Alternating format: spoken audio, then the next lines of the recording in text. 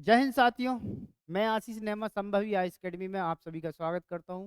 आज हम बात कर रहे हैं मध्य प्रदेश के इतिहास की सीरीज में तोमर वंश की। इसके पहले हमने मालवा वंश की बात की थी, मालवा का गौरी वंश। यह है मध्य प्रदेश के इतिहास की सीरीज में ग्वालियर का तोमर वंश। ग्वालियर के तोमर वंश की जानकारी के कुछ स्रोत हैं, साहित्यिक स्रोत और अभिलेख स्रोत। वहीं बात करें तो साहित्यिक स्रोत में गोपांचल आख्यान, जो गोपांचल आख्यान है, यह किसके द्वारा लिखा गया था? खड़ग राय के द्वारा। गोपालचंद आख्यान खड़ग राय के द्वारा लिखा गया था। और उस समय किसका शासन चल रहा था? शाहजहां के। तो यह शाहजहां के शासनकाल में सबसे प्रमाणिक ग्रंथ है। तोमर वंश की जानकारी का सबसे प्रमाणिक ग्रंथ है गोपालचंद आख्यान। वही बात करें तो ग्वालियर नामा, जो कि हीरामन मुंशी के द्वारा लिखा गया है और यह औरंगजेब के शासनकाल में लिखा गया है। एक मिलता है तारीख नामा घनश्याम पंडित के द्वारा, और तारीख ग्वालियर जलाल हिसार के द्वारा। यह क्या थे? साहित्यिक स्रोत थे। वहीं अभिलेखों की बात करें तो पहवा अभिलेख गोंग तोमर का है, जो कि हरियाणा से मिला है। और गंगोल ताल अभिलेख उद्रण देव तोमर का है, जो कि ग्वालियर से मिला है। और एक है रोहतासगढ़ अभिलेख, जो कि क्या है? डूंगर सिंह का है। संभवतः यह बिहार के आसपास के क्षेत्र में मिला है। वहीं बात कर लें पहवा अभिलेख जो है, इसी पहवा अभिलेख में जो है तोमर वंश के जो प्रथम शासक, ज्ञात शासक जो है जाउल, उनकी जानकारी मिलती है। कहाँ से? पहवा अभिलेख से। वहीं बात करें तो दिल्ली जो है, दिल्ली वो अनंग पाल के द्वारा दिल्ली बसाई गई थी। अनंग पाल जो थे, अनंग पाल सिंह तोमर,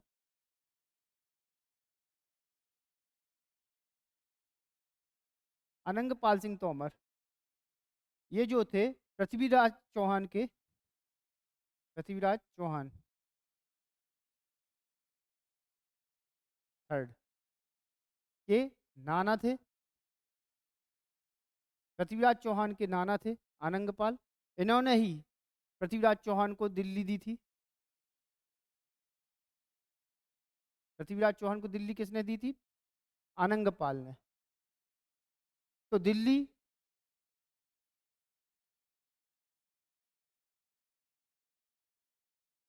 जो दिल्ली है वो पहले क्या थी? पृथ्वीराज चौहान के पास आई।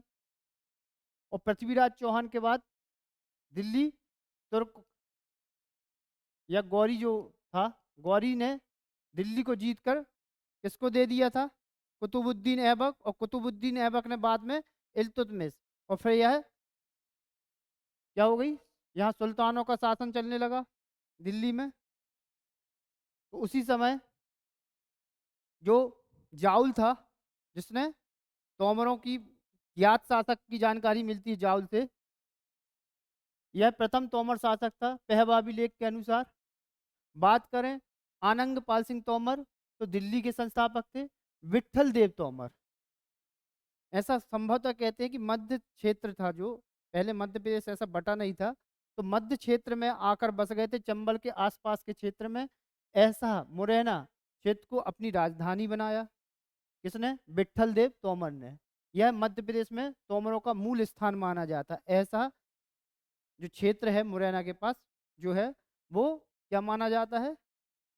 मूल स्थान माना जाता है तोमरों का। वहीं बात करें अचल ब्रह्म तोमर, जिन्होंने किससे संघर्ष किया? तुर्कों से। चंबल घाटी में तुर्कों के विरुद्ध हो रहे संघर्ष को किसने? अचल ब्रह्म तोमर जो थे, इसके संघर्ष के नेतृत्व करता थे। सही मायने में ग्वालियर का तोमर वंश जाने वीर सिंह देव। कौन थे वीर सिंह देव? वीर सिंह देव जो थे, यह वीर सिंह देव देव वर्मा के पुत्र थे। देव वर्मा, वीर सिंह देव, थोड़ा जान लें।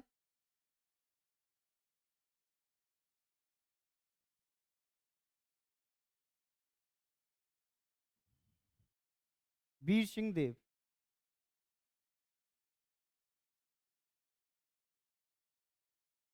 कौन थे? वीर सिंह देव ये देव वर्मा के पुत्र थे। देव वर्मा, जो देव वर्मा थे, जिस समय दिल्ली में कौन था? फिरोज शाह तुगलक। फिरोज शाह तुगलक, तुगलक वंश का शासन था। तो फिरोज शाह तुगलक के समय पर क्या था कि जो देव वर्मा था वो क्या था इसका,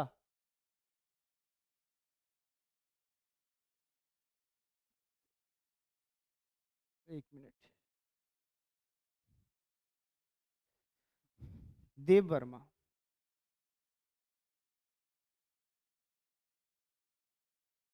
जो देव वर्मा था इसका पुत्र था कौन, वीर सिंह देव।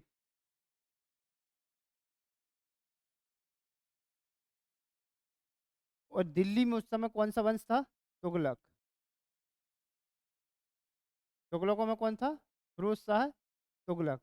और जो फिरोज शाह तुगलक था उसने देव वर्मा को ग्वालियर, जो ग्वालियर है गोपांचल पर्वत पे ग्वालियर, वहां का क्या किया था, इसको अपना मंत्री नियुक्त किया था। किसको, देव वर्मा को। उसके बाद इसका जिस समय 1398 में किसने, तैमूर लंग ने जब आक्रमण किया था तो उस समय कौन था इसका, फिरोज शाह तुगलक के बाद कौन था अंतिम शासक, नासिरुद्दीन महमूद तुगलक। नासिरुद्दीन महमूद तुगलक। यह कहानी हमने मालवा में भी बताई थी, जब मालवा के शासक पढ़ रहे थे। जब नासिरुद्दीन महमूद तुगलक था उस समय 1398 में किसने, तैमूर लंग ने आक्रमण किया था, दिल्ली पर लूटने आया था। तो यह जो था सब उस समय स्वतंत्र हो रहे थे, और इसी के समय वीर सिंह देव ने स्वतंत्र ग्वालियर में स्वतंत्र तोमर वंश की स्थापना की थी। ठीक है, तो यहाँ यही है कि वीर सिंह देव यह तोमर वंश के प्रथम स्वतंत्र शासक थे। इन्होंने ही तुगलक वंश के पतन के साथ ही ग्वालियर में तोमर वंश की स्थापना की। इन्हीं के समय ही दामोदर भट्ट नामक संगीतकार ने संगीत दर्पण की ग्रंथ की लिखा। वीर सिंह देव की प्रमुख रचनाएं वीर सिंहालोक, इसमें वीर सिंह के पिता का नाम देव बर्मन मिलता है। इसी से जानकारी लगी है कि जो वीर सिंह देव थे उनके पिता का नाम क्या मिला है, देव वर्मा। वहीं इनका दुर्गा भक्ति तरंगिणी इन्हीं के द्वारा लिखी गई थी। इसके बाद बैठते हैं गद्दी पर उद्दण देव। यह वीर सिंह देव के पुत्र थे। उद्दण देव वीर सिंह देव के पुत्र थे। इनके द्वारा गंगोल ताल शिलालेख का निर्माण कराया गया था। किसका, गंगोल ताल शिलालेख। गंगोल ताल शिलालेख के बारे में हमने जानकारी में लिखा था ना, यह उद्दणदेव तोमर का है, ग्वालियर से मिला है गंगोल ताल शिलालेख। इस शिलालेख की रचनाकार वैनसुरी गयाधर हैं। इस शिलालेख में उद्ददेव को शकों का नाश कर पृथ्वी का उद्धार करने वाला कहा गया है। किसमें, गंगोल ताल। ये कहाँ से मिला है, ग्वालियर से। किसका है, उद्दण देव का। उद्दण देव को क्या कहा गया, शकों का नाश करने वाला, यानी पृथ्वी का उद्धार करने वाला कहा गया है। क्लियर हुआ, ये उद्दण देव। उद्दण देव के पुत्र हुए विक्रम देव और बीरम देव, मतलब उन्हीं का नाम बीरम देव है या विक्रम देव। उद्दण देव के पुत्र उत्तराधिकारी हुए। सिहोनिया मुरैना में अंबिका देवी का मंदिर बनवाया। सिहोनिया मुरैना में अंबिका देवी का मंदिर बनवाया। वहीं बात करें तो मितावली मुरैना के परिमंडलाकार मंदिर का भी निर्माण करवाया और वहां पर सिंहलिंग का निर्माण किया। इन्हें अभिलेखों में वीर क्षतिपति कहा गया है। मितावली के मंदिरों की दीवारों से प्राप्त अभिलेख में बीरम देव को तेजो रत्नम कहा गया है। बात करें आगे तो अंबिका देवी का मंदिर में सभा मंडप का निर्माण कराया था। इन्होंने शैव एवं सप्त धर्मों का संरक्षण दिया। कौन थे ये, विक्रम देव। वहीं बात कर लें, इनके पुत्र हुए गणपति देव, बीरम देव के पुत्र थे। डुगेंद्र सिंह, जो डुगेंद्र तोमर थे, वो गणपति देव के पुत्र थे। ग्वालियर दुर्ग की दीवारों पर जैन प्रतिमा का निर्माण कराने का श्रेय किसको जाता है, डुंगर सिंह को। कश्मीर के शासक जैनुलुद्दीन, जो कि आज के अकबर या अलाउद्दीन के नाम से फेमस थे, जैनुलुद्दीन को संगीत की पुस्तक भेंट की थी। डुगेंद्र सिंह के दरबारी कवि समकालीन लेखक रायदू थे। रायदू की रचनाएं में सम्मत गुण विधान और पारस पुराण देखने के लिए मिलती है।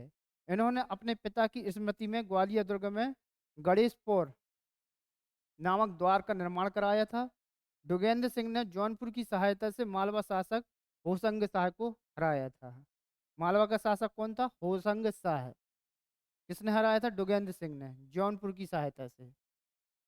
वही बात कर लें कीर्ति सिंह, इनका अन्य नाम कर्ण देखने के लिए मिलता है। ग्वालियर दुर्ग में कर्ण का महल का निर्माण करवाया था।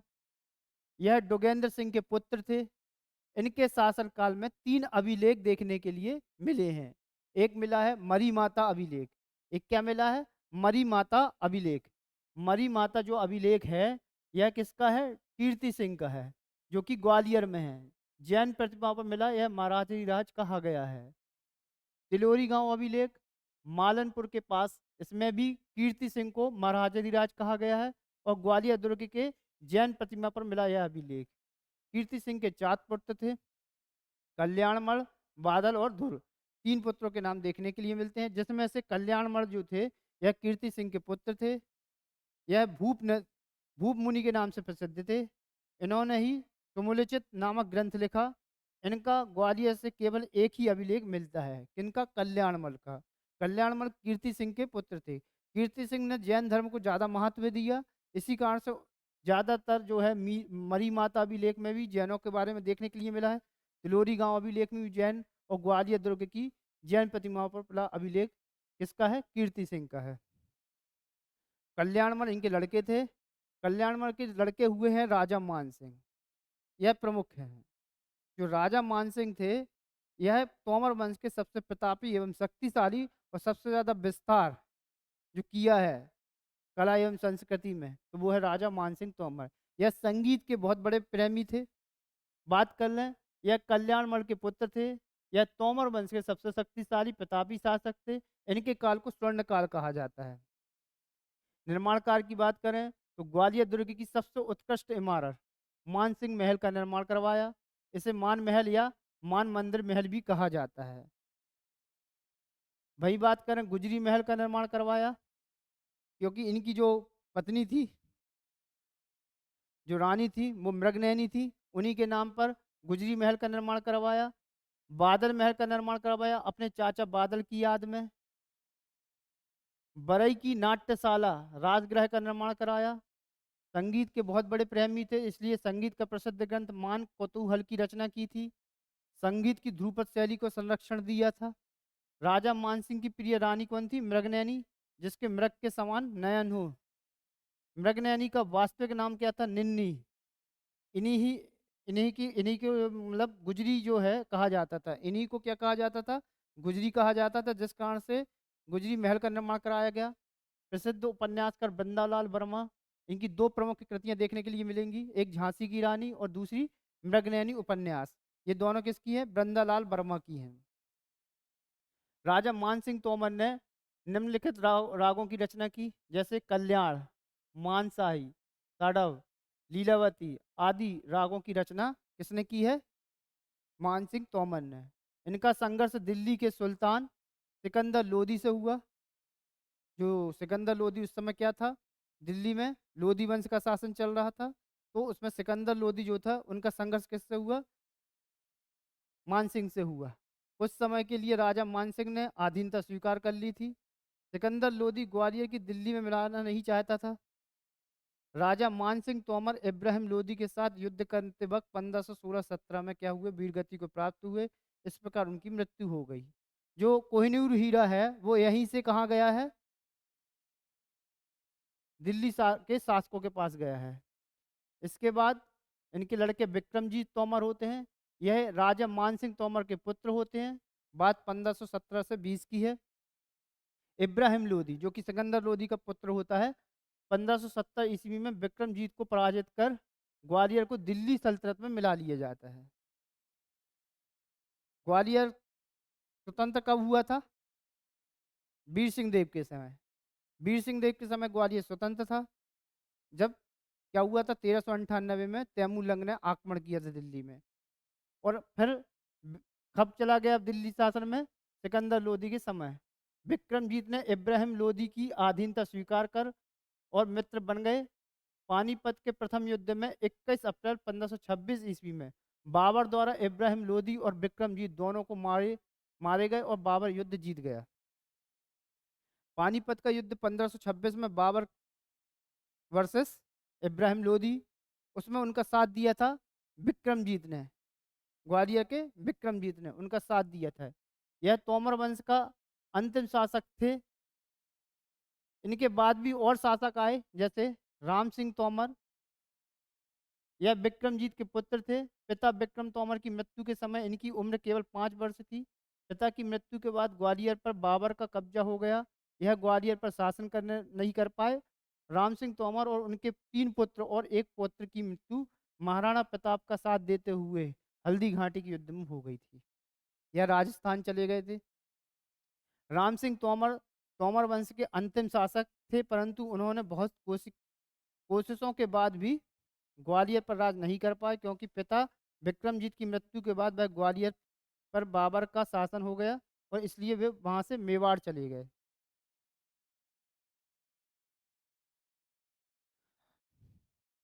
कौन? राम सिंह तोमर।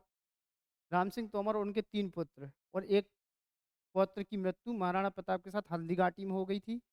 राम सिंह तोमर जो कि तोमर वंश के अंतिम शासक थे, और यह क्या मेवाड़ चले गए थे, क्योंकि ग्वालियर पर मुगलों का अधिकार हो गया था, तो यह मेवाड़ चले गए और वहाँ औरंगजेब वो इस महाराणा प्रताप के साथ देते हुए वीर गति को प्राप्त हो गए। यहाँ ये तोमर वंश खत्म होता है। तोमर वंश में मैं जानने वाली जो खास बात थी वो थे राजा मान सिंह। राजा मान सिंह तोमर, ये बहुत ज़्यादा इससे क्वेश्चन बनते हैं। ये थे मान सिंह तोमर और इनकी पत्नी मृगनयनी, जिन्होंने क्या किया था, ग्वालियर में कला एवं संस्कृति और संगीत पर अपना अहम योगदान दिया। ये था ग्वालियर का तोमर वंश। क्लियर हुआ? हुँ?